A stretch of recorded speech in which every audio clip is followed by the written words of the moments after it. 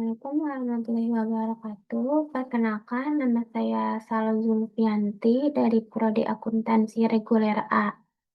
NPM saya 251104020015. Pada kesempatan kali ini, saya akan mereview materi yang telah Bapak Dr. Mukrid Sidki MAG sampaikan di pertemuan kelas sebelumnya, yaitu ada materi tentang syariah dan sumber hukum Islam. Bab pertama saya akan menyampaikan tentang definisi syariah, awal mula syariat, dan istilah syariah pada zaman sekarang. Lalu yang kedua ada sumber hukum Islam, akil dan hukum Islam, Al-Quran dan Sunnah. Pada bab pertama ada definisi syariah. Syariat secara bahasa artinya adalah jalan, yang diambil dari kata asy-syar'i, dan adapun secara istilah, yaitu peraturan yang diperuntukkan untuk orang-orang yang berakal sehat, agar mereka mendapatkan kebahagiaan di dunia dan di akhirat. Dan orang yang membuat jalan disebut syariat, seperti Nabi Muhammad SAW yang menyempurnakan kembali syariat dan mengganti syariat-syariat yang sudah melenceng atau jauh dari ajaran Islam menjadi lebih baik lagi, sesuai dengan zamannya. Lalu dengan adanya syariat, bukan untuk membuat kita sengsara atau terkekang. Kayak kenapa sih harus diatur-atur gitu. Itu tuh melainkan untuk kita tetap ada di jalan yang semestinya, yaitu di jalan Allah Subhanahu wa Ta'ala. Apalagi dengan zaman sekarang gitu, Gen Z mungkin pada susah diatur gitu. Lalu ada awal mula syariat. Syariat jalan pertama yaitu berasal dari Nabi Adam alaihi salam atau syar'u man qablana. Maksudnya adalah syariat-syariat yang ada sebelum kita. Syariat sebelum Nabi Muhammad SAW begitu berat karena pada masa itu dikenal dengan masa jahiliyah atau masa kebodohan. Lalu pada zaman Nabi Adam, ada 14 orang wanita yang haram untuk dinikahi. Di zaman Nabi Nuh, tidak ada zakat. Dan pada saat melaksanakan ibadah haji tidak boleh memakai baju satu helai pun. Jadi, ya sudah tidak memakai baju. Kecuali untuk bangsawan Quraisy. Namun, dengan kedatangan Nabi Muhammad SAW, maka disempurnakan kembali yang akan kayak boleh pakai baju gitu jadinya. Dan yang diwariskan kepada kita itu adalah satu, Tuhan menyembah Tuhan, yaitu Allah Subhanahu wa Ta'ala, dengan puasa. Karena puasa adalah amalan ibadah yang paling baik. Lalu ada istilah syariat pada zaman sekarang. Yang pertama ada syariat agama itu sendiri, artinya bersifat mutlak, sudah jelas kebenarannya, suci, dan sudah dipastikan kebenarannya. Kayak ya sudah ada dari dulu. Lalu ada syariat dengan fikih, relatif. Jadi bagaimana cara kita memahaminya, bagaimana kita menanggapinya, itu sebagaimana pemahaman kita lah terhadap syariat itu. Contohnya perbedaan gerakan sholat. Ada yang tahiyat akhir itu seperti ini, menunjuk saja, ada yang ke atas. Saya juga pernah lihat ada yang kayak digerakin gitu, seperti itu.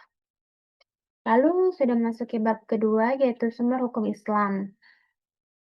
Dasar rujukan dalam menetapkan hukum Islam baik dalam ibadah maupun muamalah, hubungan antar manusia, tanpa sumber yang jelas hukumnya akan bersifat subjektif atau semau kita. Seperti misalnya kayak saya menciptakan hukum baru, tapi saya tidak melihat ke dalam Al-Quran, Sunnah, Ijma, Qiyas, itu akan membuat saya kayak, ya udah suka-suka saya, terserah saya. Seperti itu. Oleh karena itu, kita memerlukan sumber hukum yang jelas, yaitu Al-Quran, Sunnah, Ijma, dan Qiyas. Keempat sumber tersebut sudah dipastikan langsung oleh para ulama. Jadi itu tuh sudah jelas banget kebenarannya tuh kita melihat dari situ, dari 4 sumber hukum tersebut. Lalu ada klasifikasi sumber hukum. Yang pertama ada sumber hukum premier, yaitu yang utama al-adillah, al-asliyah, atau al-muttafaq alaih. Sumber hukum yang telah disepakati oleh para ulama, mungkin yang sudah sering dipakai. Nomor 2 ada sumber hukum sekunder, yaitu al-adillah, al-tabayyah, atau al-mukhtalaf fiih. Lalu ada akil dan hukum Islam. Akil balik adalah singkatan dari akal dan pencapaian biologis. Tapi terkadang akil dan balik memiliki gap yang sangat jauh. Oleh sebab itu, banyak orang balik tapi tidak berakal. Jadi dia melakukan dulu baru berpikir. Misalnya dia melakukan satu hal yang menurut orang lain itu tuh salah, tapi menurut dia tuh ya udah, itu nggak salah, tapi setelahnya dia baru berpikir, "Oh iya ternyata itu tuh salah ya." Dengan kita tidak mau mengambil keputusan atas diri sendiri, terus bertanggung jawab atas diri sendiri termasuk keterlambatan akil. Karena kita mungkin jadinya kayak, susah berkembang kali ya. Terus ada 5 hukum Islam, yang pertama wajib, itu tuh harus dikerjakan. Yang kedua ada sunnah, dikerjakan kita mendapat pahala, tidak dikerjakan tidak mendapat pahala. Yang ketiga itu ada mubah, boleh dilakukan. Terus yang keempat itu ada makruh, boleh iya, boleh juga enggak. Jadi kalau misalkan enggak tuh kita, ya udah nggak boleh. Terus nomor 5 ada haram. Haram tuh udah jelas banget kita nggak boleh melakukannya, itu tuh dosa. Itu tuh gak dapet pahala sama sekali, jadi bener-bener dapet dosa. Terus ada Al-Quran dan Sunnah. Sumber hukum Islam yang terutama adalah Al-Quran. Tetapi Allah Subhanahu wa Ta'ala memberikan wewenang kepada Rasulullah Shallallahu Alaihi Wasallam. Di sisi lain, kita tidak dapat memahami Al-Quran tanpa sunnah Rasul.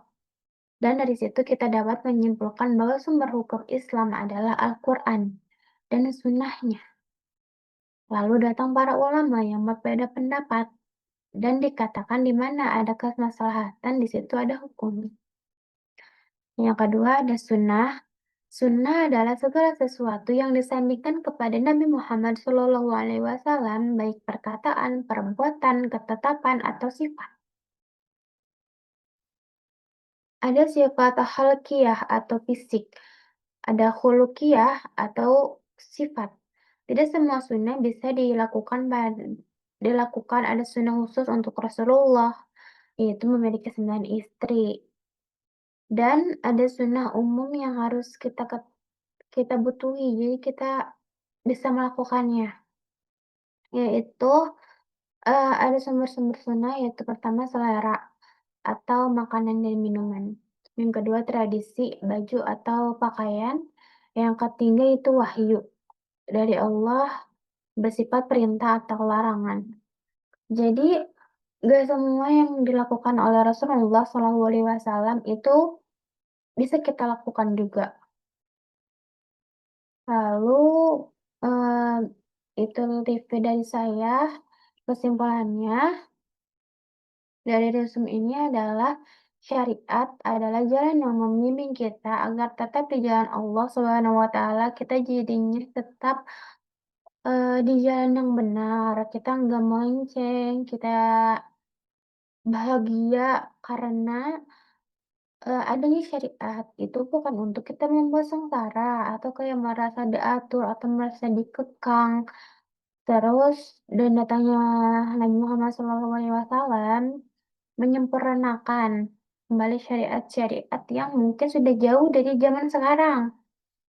Lalu ada Dengan patuhnya kita kepada syariat itu tadi, kita akan bahagia. Terus, sumber hukum Islam tidak boleh keluar dari Al-Quran, Sunnah, Ijma, dan Qiyas. Meskipun kita memakai Al-Quran sebagai sumber utamanya, tapi kita tetap membutuhkan Sunnah untuk mengimplementasikannya di kehidupan sehari-hari kita. Syukron, begitu dari review dari saya. Kurang lebihnya saya mohon maaf. Maaf kalau ada salah kata atau salah penjelasan. Wassalamualaikum warahmatullahi wabarakatuh.